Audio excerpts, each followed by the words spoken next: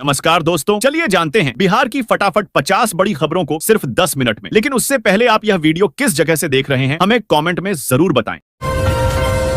मुजफ्फरपुर वालों के लिए खुशखबरी, 16 करोड़ की लागत से बनेंगे 3 पुल, बेहतर होगी कनेक्टिविटी। दोस्तों, औराई प्रखंड में कई साल से लोगों द्वारा पुल निर्माण की मांग की जा रही थी, जिसके बाद अब लखनदेई और मनुसमारा नदी पर 3 पुलों के निर्माण की स्वीकृति मिल गई है। इसके लिए करीब 16 करोड़ रुपए खर्च किए जाएंगे। प्रशासनिक स्वीकृति मिलने के बाद टेंडर की प्रक्रिया शुरू कर दी गई है। जल्द ही पुलों का निर्माण कार्य भी शुरू हो जाएगा।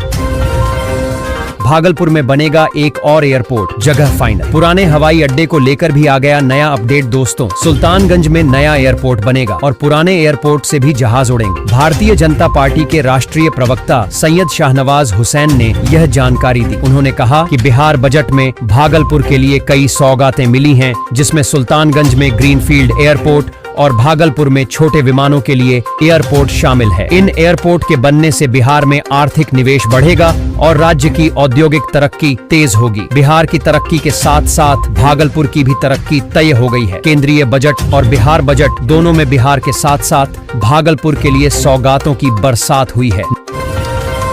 नाम है रवि किशन, काम जानकर हो जाएंगे हैरान। अब आरा में चढ़े पुलिस के हत्थे दोस्तों। आरा में शराब तस्करी करते एक फर्जी दारोगा को शनिवार को उत्पाद विभाग की टीम ने गिरफ्तार किया। फर्जी दारोगा पूरे टशन में सफारी कार से शराब की तस्करी कर रहा था। पुलिस जांच में कार से 283 लीटर शराब बरामद की गई। आरोपी 8 माह पहले भी शराब की तस्करी में ही उत्तर प्रदेश के बलिया से गिरफ्तार हुआ था। आरा में शराब तस्करी करते एक फर्जी दारोगा को शनिवार को उत्पाद विभाग की टीम ने गिरफ्तार किया। फर्जी दारोगा पूरे टशन में सफारी कार में आरा से छपरा की ओर जा रहा था।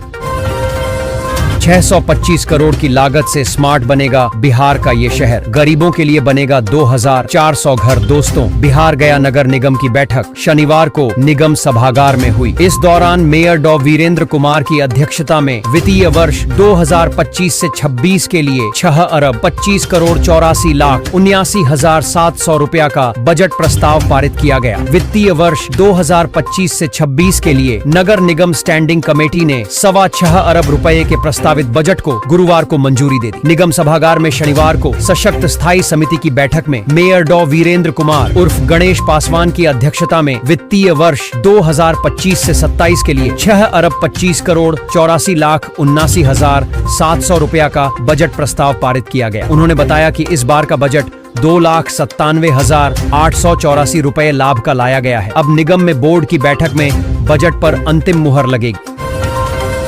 चिकन ने के रास्ते नॉर्थ ईस्ट का संपर्क मजबूत करने की तैयारी। बिहार के इस जिले में होने जा रहा बड़ा काम दोस्तों। अररिया जिले से किशनगंज जिले के गलगलियां तक सीधी रेल सेवा इस वर्ष शुरू होने जा रही है। इस मार्ग के माध्यम से भविष्य में भारत नेपाल के बीच सीधी रेल सेवा शुरू करने की संभावना भी बढ़ जाएगी। आजादी के बाद पहली बार इस क्षेत्र से ट्रेन गुजरने वाली है, जिससे स्थानीय लोगों में जबरदस्त उत्साह देखा जा रहा है। अररिया जिले से किशनगंज जिले के गलगलियां तक सीधी रेल सेवा इस वर्ष शुरू होने जा रही है, जो बंगाल और नेपाल सीमा तक पहुंच प्रदान करेगी। धुंधली अभिलेखों की स्कैनिंग से रैयत परेशान, अब डिजिटाइजेशन की होगी जांच दोस्तों। बिहार भू अभिलेख एवं परिमाप निदेशालय के निदेशक ने सभी समाहर्ताओं को पत्र भेजकर इससे अवगत कराया है। उन्होंने कहा कि सभी स्कैन किए गए पन्नों की जांच करने को कहा है, ताकि इसका पता लगाया जा सके कि कितने पन्ने ऐसे हैं जिसे पढ़ने में परेशानी हो रही है। मुजफ्फरपुर, बिहार में राजस्व अभिलेखों की स्कैनिंग और डिजिटाइजेशन का कार्य किया जा रहा है। करोड़ों पन्नों को अब तक स्कैन किया जा चुका है, लेकिन विभागीय समीक्षा में एक चौंकाने वाली बात सामने आई है। दरअसल कई ऐसे पन्ने हैं जो धुंधले स्कैन हो रहे हैं। इससे इन पन्नों को पढ़ने में बहुत परेशानी हो रही है। भू अभिलेख एवं परिमाप निदेशालय के निदेशक ने सभी समाहर्ताओं को पत्र भेजकर इससे अवगत कराया है। उन्होंने कहा कि सभी स्कैन किए गए पन्नों की जांच करने को कहा है, ताकि इसका पता लगाया जा सके कि कितने पन्ने ऐसे हैं जिसे पढ़ने में परेशानी हो रही है। आरा वालों की चमकी किस्मत, जिले में बिछेगा सड़कों का जाल। NH 922 से मिलेगी अच्छी कनेक्टिविटी दोस्तों। आरा जिले में चुनावी साल में महत्वपूर्ण विकास कार्य हो रहे हैं। कुल्हदिया में 2.75 किलोमीटर सड़क का निर्माण शीघ्र होगा, जिसकी लागत 2.16 करोड़ रुपए होगी। शाहपुर में 52 सड़कों और 3 पुलों का निर्माण हो रहा है, जिसकी लागत 80 करोड़ रुपए होगी। इन कार्यों से गांवों को बेहतर सड़क संपर्क मिलेगा और यात्रा में आसानी होगी। शाहपुर आरा चुनावी साल में आरा को कई अहम उपहार मिले हैं। जिले के कई प्रखंडों में नई सड़कों व पुलों का निर्माण होना है। इसी कड़ी में प्रखंड के कुल्हदिया में NH 922 से कुल्हदिया रेलवे स्टेशन तक 2.75 किलोमीटर सड़क का जल्द ही निर्माण कार्य शुरू होगा। टाटा नगर से बिहार के लिए चलेंगी स्पेशल ट्रेनें, कहां कहां होगा स्टॉपेज। रेलवे ने बताया दोस्तों, होली के मौके पर टाटा नगर से 12 मार्च को 22 कोच की बक्सर स्पेशल ट्रेन और कटिहार स्पेशल ट्रेनें रवाना होंगी। दक्षिण पूर्व रेलवे जोन से यह आदेश आया है। बक्सर की स्पेशल ट्रेन मुरी होली में टाटा नगर से 12 मार्च को 22 कोच की बक्सर स्पेशल ट्रेन और कटिहार स्पेशल ट्रेनें रवाना होंगी। दक्षिण पूर्व रेलवे जोन से यह आदेश आया है। बक्सर की स्पेशल ट्रेन मुरी बोकारो एवं धनबाद होकर चलेगी, ताकि झारखंड के कई स्टेशनों समेत बिहार के झांझा, मोकामा, बाढ़, लखीसराय, पटना, बिहट्टा और आरा के यात्रियों को सीट मिल सके। वहीं कटिहार स्पेशल ट्रेन से बिहार के झांझा से न्यू बरौनी एवं अन्य स्टेशन के यात्रियों को आवागमन में सहूलियत होगी।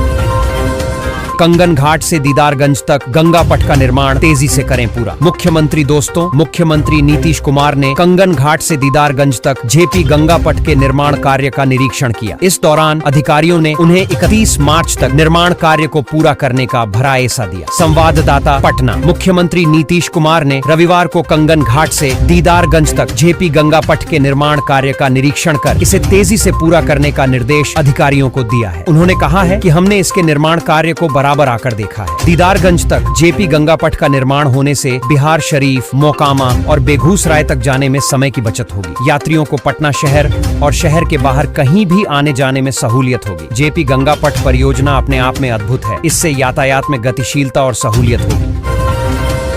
मुंगेर के लोगों को एक साथ मिल गई दो खुशखबरी। अब इस काम के लिए नहीं जाना पड़ रहेगा शहर से बाहर। दोस्तों, नीतीश सरकार ने एक और खुशखबरी दे दी है। मुंगेर के हवेली खड़गपुर में 2 नए उप स्वास्थ्य केंद्रों के निर्माण की प्रक्रिया शुरू हो गई है। सिमपुर और रमणकाबाद में बनने वाले इन केंद्रों से लगभग 15,000 लोगों को बेहतर स्वास्थ्य सुविधाएं मिलेंगी। इन केंद्रों के खुलने से लोगों को छोटी मोटी बीमारियों के लिए सामुदायिक स्वास्थ्य केंद्र जाने की जरूरत नहीं पड़ेगी। मुंगेर। बिहार में नीतीश सरकार ने मुंगेर के लोगों को एक और बड़ी खुशखबरी दे दी है। दरअसल नगर परिषद हवेली खड़गपुर में 2 उप स्वास्थ्य केंद्र भवन निर्माण होगा।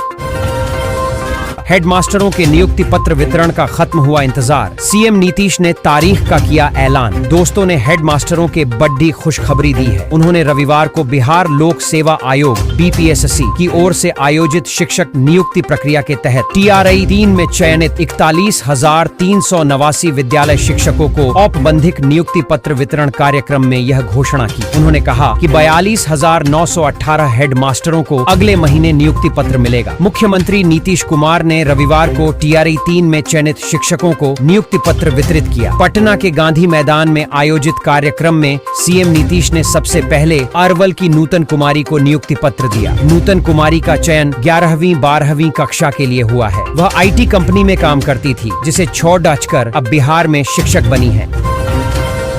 जमीन के म्यूटेशन के लिए कैसे करें आवेदन, किन दस्तावेजों की पड़ेगी जरूरत, जाने सब कुछ। दोस्तों, बिहार में जमीन के म्यूटेशन की प्रक्रिया पूरी तरह से ऑनलाइन कर दी गई है। आइए जानते हैं ऑनलाइन आवेदन कैसे करें और इसके लिए किन कागजातों की जरूरत होगी। जमीन के म्यूटेशन दाखिल खारिज की प्रक्रिया को आसान बनाने के लिए बिहार सरकार ने इसे ऑनलाइन कर दिया है। अब म्यूटेशन के लिए आपको किसी अधिकारी से मिलने या किसी दफ्तर के चक्कर लगाने की जरूरत नहीं है। आप घर बैठे ही इसके लिए आवेदन प्रक्रिया पूरी कर सकते हैं।